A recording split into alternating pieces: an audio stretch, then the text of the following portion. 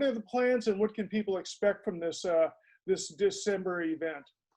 Rick, that's a great question. The FTE APEX Virtual Expo will be the closest imaginable thing to a real show. It's going to have over 8,000 attendees from hundreds of airlines, airports, and other top industry suppliers.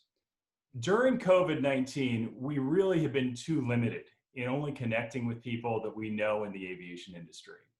And this instead is an experience that transcends simple video conferencing platforms to enable real networking, incredible new connections, and actually stopping by expo booths to advance new products that really help accelerate our air travel experience. So if you can imagine, Rick, for an hour at a time, you'll be inspired by some of the greatest thought leaders in the airline industry, and then you're going to be able to visit booths to see products that are of genuine interest to you.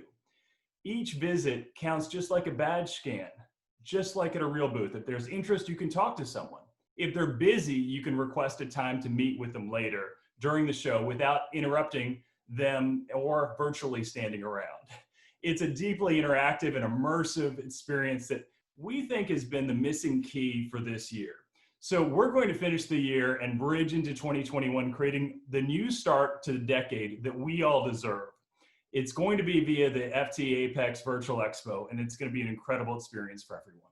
What is the sort of the guideline model that you used on this? Is there was there other expos comparable to this in some way, or what sort of way you actually got the model and were able to do this? Yeah, again, good question. There's nothing else that we've really seen that mimics what we're actually setting out to do. I think what Joe talked about there is exactly spot on. We wanted to get beyond the webinar style thing that we've been seeing and really look to drive into that trade show aspect of the event. And there hasn't been too much of that in B2B trade show environments. I think virtual platforms have perhaps been used more for things like, university recruitment fairs or things like that, that kind of thing. So we hadn't seen anyone else doing something really specific on the trade show side. So I think that's the element that we've really focused in on and made sure we're going to really deliver on. And I think that what we really wanted to do was kind of when we do any event, right? When we're doing our physical events, we always look to have great partners. And we wanted to have a virtual event platform partner who had years of experience under their belt and who could help us and our exhibitors and our sponsors and our speakers and attendees have like a really intuitive and enjoyable experience. And this virtual event is going to be new for most people, and people are often a little bit intimidated by things that are new. So I think it was really important to us that this felt very natural and intuitive and easy for everybody to get on board with. And we looked at many providers, but we chose a company called VFairs, who've been going for over 10 years now and who have successfully run hundreds of events on their platform, and who shared our passion to deliver like a really landmark event for air transport. So as Joe said, the exhibition's at the heart of this, and companies are going to have to build their own stands, right? So we wanted to make sure that they could build and deliver a stand exactly like they wanted to do. They would have all the capabilities that they would want, and it's just so easy to do. And that was really important to us, that this wasn't something you needed to, bring in a team of developers to do. We want to make it super straightforward and easy for people. So just literally 2 days ago now, we were playing around with the platform and built our own FTE booth, right? So it had, links and downloads and videos and, ways that we could set up the visitors to interact with us, whether it was text or video. And it only took us 10 minutes. You talked a little bit about people being intimidated by the virtual space and how this affects the industry. Joe, maybe you could speak to that a little bit. How are people taking this, and what are you hearing from them? For the airline industry, we all can't wait to get back to having actual physical events as soon as possible. The virtual idea is one where I think that we're going to be exiting this year. Our industry has to rebuild for the future, and they'll quickly and easily make the transition because COVID-19 requires it. For APEX and IFSA, together we have nearly 100 years of connecting and advancing our industry, leading organizations for passenger experience and in-flight service. And as nonprofit associations to help our industry, we really want to make sure that we're creating the right types of events that allow us to really have everyone have a genuine experience. How can you find a new product if we don't get together? And we all can't wait to be on airplanes, not only to meet live and in person again and to connect. It's the lifeblood of our industry, our events like the physical ones that we do. But in the near term, we have to make sure that we have the opportunity to reset and advance.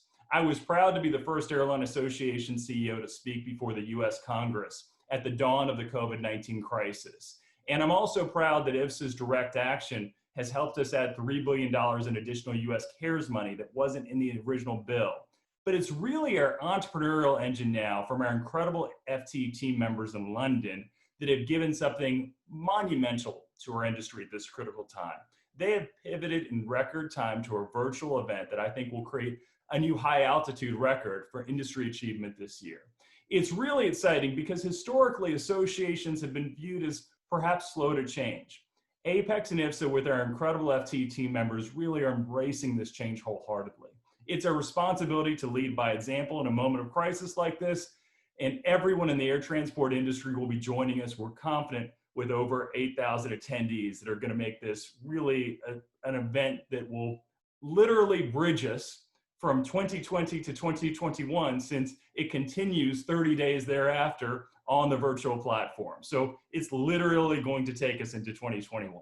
One of the unique aspects of FTE APEX Virtual Expo is running 24 hours a day. So if you think about it, it's not just 2 days of events. You have 3 different 8-hour shows going on as you go around the world. So having different team members connect with those in Asia, the Middle East, Europe, the Americas, all the way around the globe, covering every single sector carefully is critical. In Asia next year, Singapore, what are you, what can people expect there? Obviously, the big change we announced in the last couple of weeks is the sort of hybridized approach that we're going to take with the FTE events going forward now. So we rebranded that event as FTE APEX Asia Expo Plus, which is our sort of tip of the hat to Disney Plus, obviously, with their digital efforts. So what we're looking to do now is, so we're still expecting a really good crowd, obviously at the show on February 3rd and 4th, but we will enable virtual delegates to attend live online tours of the exhibition and view product demos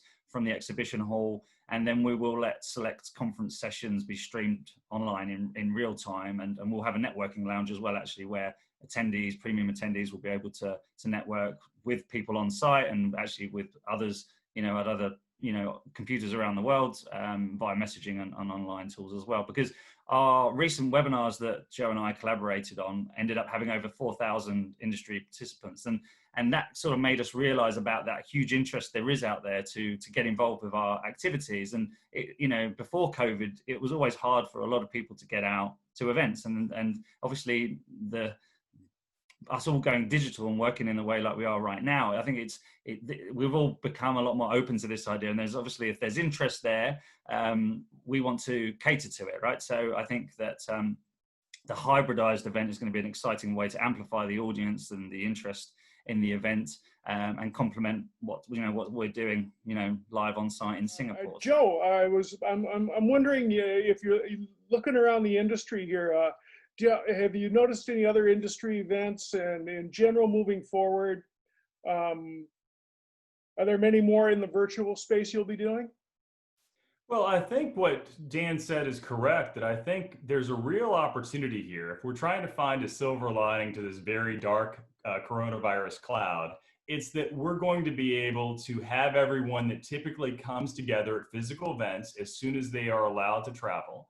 And then there will be this hybrid approach. It's really, if you think about your time at a trade show in our booth, it's really about making most effective use of that time. So you could have someone that, you have everyone physically meeting with you during the event. And then there's a speaker, for example. That's a great time to schedule virtual meetings from remote with people, take them through a booth-like demo, have the one-on-one interaction, have them feel comfortable dropping by. Because if you think about it, when on earth do you really have an opportunity to just kind of drop in on someone aside from trade shows? If they can't travel, or if it's too far to travel, it's a great opportunity. So I think we'll see a bit more of a dualistic approach Moving forward, there are expenses to that, but there are also benefits that far outweigh the expense. What is the industry looking at in terms of like an additional wave of stimulus and packages and, or just support from the government? Sure, that's a great question. The initial U.S. CARES Act really provided the lifeline that our airlines needed to maintain service to all of our communities, to make sure that they did not drop airports unless they were given a specific Department of Transportation waiver to do so.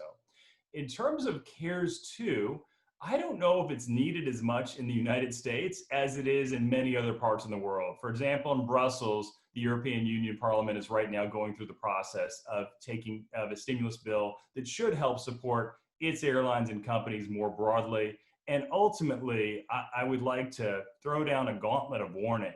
If countries and geographies do not provide the support for their airlines to make sure they weather this crisis, a crisis that no large-scale cash-intensive business could weather without government support, then they will find themselves looking to foreign airlines to provide their service. This is really a time to step up and decide what economic priorities are, because ultimately air transportation is a key economic advantage around the world. US CARES provided what both the industry wanted and employees wanted during this time, making sure that there were no layoffs till October 1st, and that lifeline gave something else. We have airlines now that believe that they will have very small or absolutely no layoffs because they've had so many people volunteer to take time off to help the airlines through this time. Having this period of months was the right runway at the right time. And for the rest of the world, I would encourage them to get on board. If there is a CARES 2, it would be because we are not able to really take COVID-19 down as quickly as we believed we could. It's not needed yet. In the future, I'm concerned about it, communities across the US or around the world losing vital air transportation links that are the lifeblood of their economies and growth for the future. It's really, air travel democratizes our world by letting people get from point A to point B easily. We want that to remain. And one of the things that I experienced this month was when I went to Alaska, I had to come showing that I had had a COVID negative test in the last 72 hours with my family. I went to a rapid testing center before my flight. We went to it in the morning. In 20 minutes, we got a negative test. And then in the afternoon, we were on our way to Alaska. When we got there, every single passenger had to go through a state quarantining facility where they basically had their proof. It was validated. If for some reason they didn't get the memo that they needed a rapid test, then the state of Alaska gave them a rapid test that they would get by the following day so they could begin their vacation. They had to stay in their hotel until they got that result back. It's really critical because we can't have a world where blockades or quarantines randomly pop up. And so we need a regimen of science-based testing in advance, on site, wherever is needed, so that passengers and travelers can book their travel with certainty.